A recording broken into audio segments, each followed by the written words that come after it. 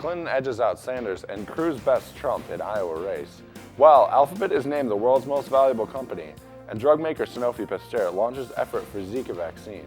Today is Tuesday, February 2nd, 2016. I'm Kyle Bindas, and this is Laker News.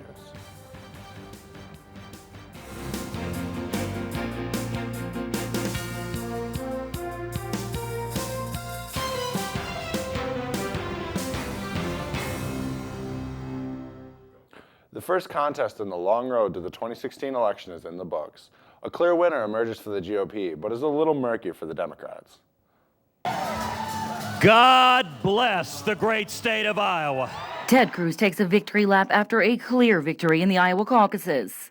Tonight is a victory for the grassroots.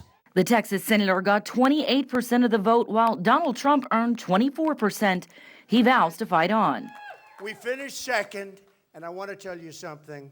I'm just honored. Florida Senator Marco Rubio made a strong showing in third place, giving his campaign a shot of momentum. If I am our nominee, and I will be our nominee, thanks to what you have done here in this great state.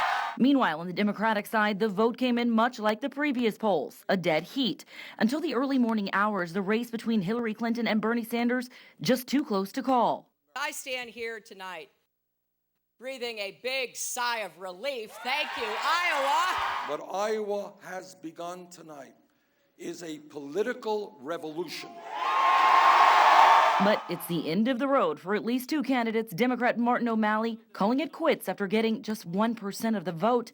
On the Republican side, Mike Huckabee bowed out with humor. It's time to officially suspend the campaign, but not because of the votes. It's because of illness. Obviously, the voters are sick of me, and I need to acknowledge that. Now the candidates look ahead to next week's New Hampshire primary. That was CNN's Diane Gallagher reporting. Get ready for an early spring. At least that's what Puxatawny Phil says. The weather predicting groundhog did not see his shadow as he emerged from his burrow in western Pennsylvania at sunrise today, thus indicating spring-like conditions sooner rather than later. Had he seen it, legend has it, at least another 6 weeks of wintry weather would be in store. Members of the top hat-wearing Groundhog Day Inner Circle announced the forecast just before 7:30 a.m.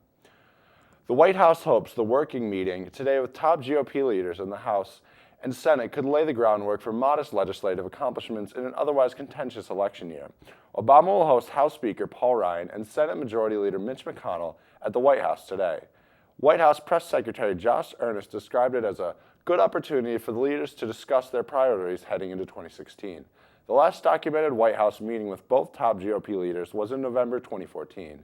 In a briefing with reporters Monday, Press Secretary Earnest laid out the president's agenda for what he hopes to accomplish with Congress in his last year in office. Included are trade agreements, criminal justice reform, efforts towards a cancer breakthrough, expanding tax credit and retirement accounts, and the war against extremists.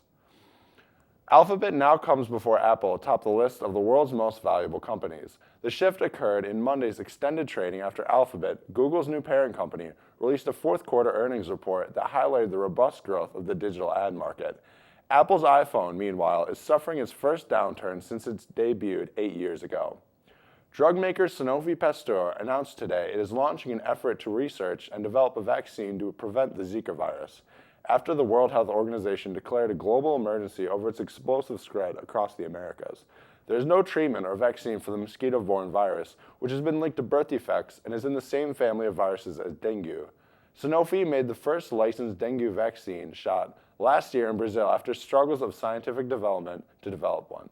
France-based Sanofi said in a statement today that its experience with the dengue vaccine can be rapidly leveraged to help understand the spread of Zika and potentially speed identification of a vaccine candidate for further clinical development. That's all we have for you today. I'm Kyle Bindas. Thanks for tuning in, and we'll see you tomorrow.